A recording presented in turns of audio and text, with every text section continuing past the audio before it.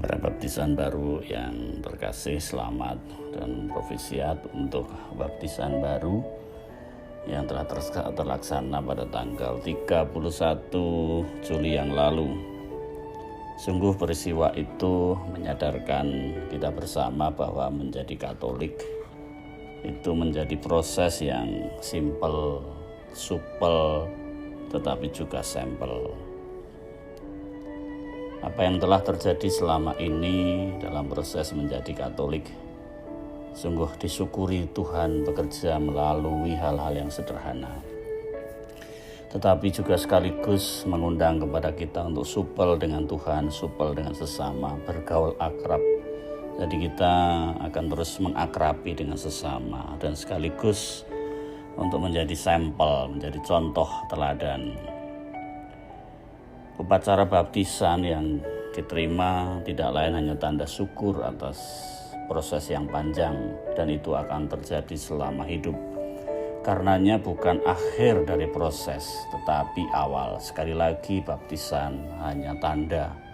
Yang terutama adalah terjadi seperti Yesus yang mengawali hidup membela manusia, solider dengan dibaptis oleh Yohanes di Sungai Yordan. Bekal yang Anda terima dengan baptisan itu ibarat sebagai bekal yang berguna kalau dipakai dan bukan disimpan, bahkan seperti dimuseumkan atau menjadi pajangan. Anda terima surat baptis. Surat baptis berupa piagam, tulisan status pengikut Kristus. Tetapi yang terutama adalah tindakan, perbuatan yang sesungguhnya dalam hidup sehari-hari. Maka mistagogi boleh kita sikapi sebagai pengendapan dan atas proses kita sekaligus kesukacitaan hidup pribadi dan bersama. Agar apa? Agar hidup itu makin mendalam. Rasul Paulus itu mendoakan para jemaat supaya apa? Memahami betapa lebar dan panjangnya dan tingginya dan dalamnya kasih Kristus. Efesus 2 ayat 18. Maka tentu mistagogi hidup kita supaya tidak miss apa saja, miskomunikasi, bahkan miskin lagi. Kita sudah kaya nih, mistagogi supaya tidak miss ya. Maka mistagogi akan berlangsung 4 kali ya.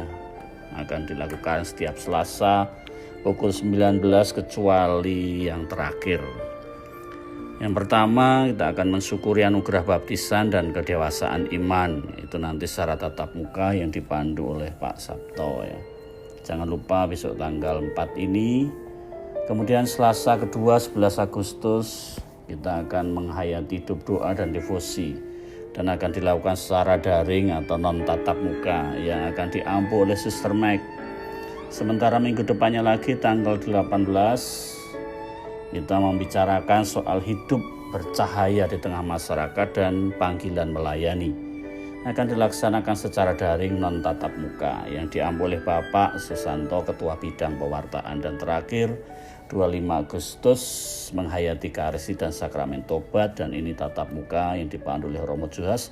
Sekaligus dalam kesempatan itu ada berkat pengutusan. 2 kali pertemuan tatap muka dan 2 kali pertemuan secara daring.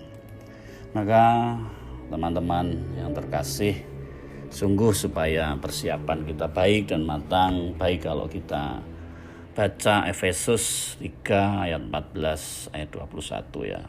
Mohon dibaca itu, didalami dan direnungkan, dan kemudian berdoa terus dan mau belajar terus.